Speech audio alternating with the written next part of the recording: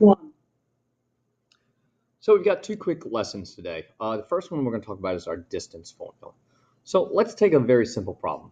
I got a point C and D, and I want to find the length of segment CD.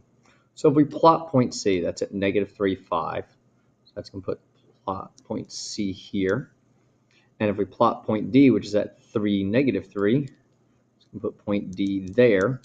I need to get the distance of that segment.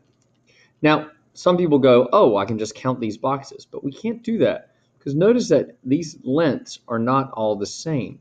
So I can't just count each of those pieces. What I can do is I could create a small right triangle. If I just create a right triangle that goes through here and up there, you can now see a very simple right triangle that's in here. And even though I couldn't count a diagonally shaped line, I can count verticals and horizontals. So this ends up being 1, 2, 3, 4, 5, 6, 7, 8 long. And this ends up being 1, 2, 3, 4, 5, 6 long. And now we realize that, oh, I'm just looking for a hypotenuse here. Well, that's Pythagorean theorem. And doing my Pythagorean theorem, I found out that h is 10. Very simple work here. In fact, turns out that if I want to find the distance of a segment, really all I'm doing is the Pythagorean theorem.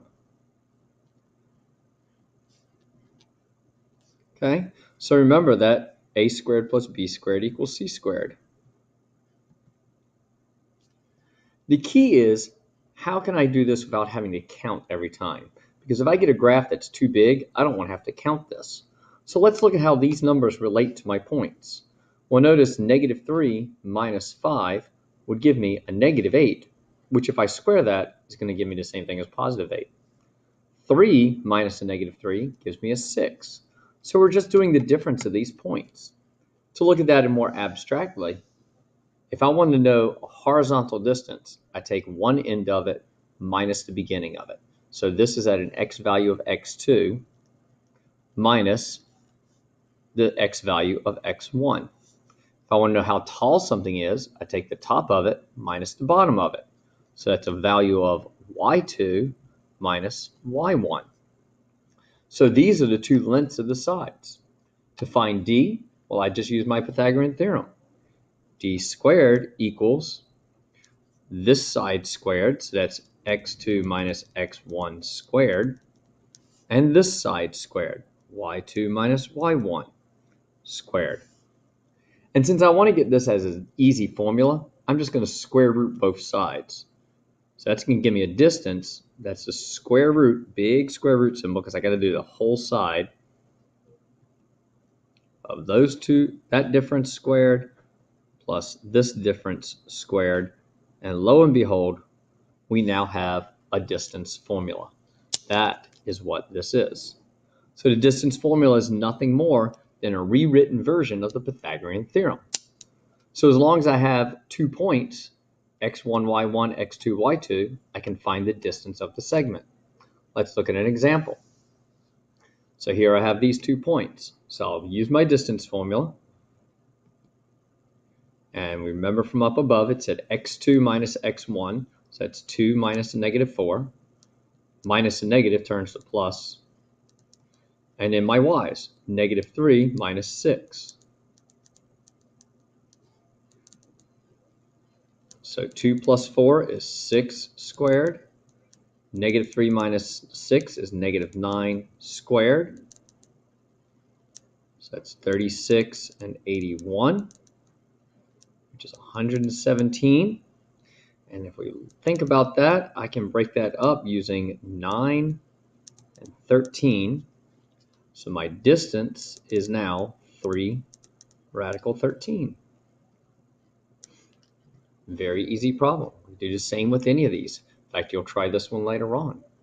There is another type of problem that they can do. Sometimes instead of giving you the endpoints of it, they'll ask for a missing piece. Let's look at one more distance problem. So in this distance problem, we have our endpoints, but notice that one has an x. And I have AB equals 5. Well, that means this is the length. or the distance from A to B. So if I use my distance formula, 5, the distance, equals the square root of x minus -1, so that's a +1, and 7 minus 4. Now be careful, you can't just take the square root, you can't just cancel the square roots and the squared here, okay, because of that addition sign in the middle. So we've got a lot of work to do with this type of problem. I do remember that if I've got a binomial squared, I have to FOIL that out. So that's x squared plus 2x plus 1. And 7 minus 4 is 3. And when I square that, that'll give me a 9. So some basic arithmetic. I'm going to combine my like terms. Now I got to get rid of this square root. So I'm going to square both sides of the equation. When I square 5, I get 25. When I square this side, the square root goes away, and I'm left with everything that's underneath it. Now I see I have a x squared type problem. I've got a quadratic. So I'm going to move my 25 over and get it equal to 0. Because I remember in algebra that now I can factor this. X and x give me x squared. For 15, well, 5 times 3 would give me to 15. Signs have to be different. If I do a positive 5 and a negative 3, that's 5x minus 3x, which is 2x. So my values are -5 and 3. And both of these values are sufficient. They both work in the problem. Okay? So try the other distance problem. Look out for these. They take a lot of algebra, but I did want to show you an example one. They don't show up often, but I did want to remind you how to do that. So try the next distance problem, and then we'll talk about midpoint.